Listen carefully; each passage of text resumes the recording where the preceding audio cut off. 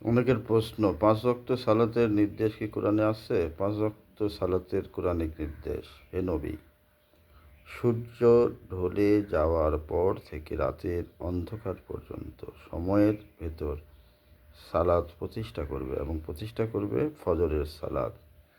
সূরা বনী ইসরাঈল আয়াত নম্বর ৭৮।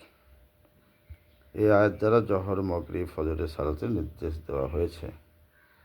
তোমরা সালাত সমূহের উপর গভীরভাবে যত্নবান হও, বিশেষ করে মধ্যবর্তী সালাত, এবং তোমরা আল্লাহর জন্য বিনীতভাবে দাঁড়িয়ে যাও। সূরা আল বাকারা আয়াত ২৩৮। এই আয়াত দ্বারা আসরের সালাতের নির্দেশ দেওয়া হয়েছে। দিনের দুই কিনারায় ও রাতের কিছু অংশ পার হওয়ার পর সালাত প্রতিষ্ঠা করো। নিশ্চয়ই সৎ কাজ মন্দ কাজকে দূর করে দেয়।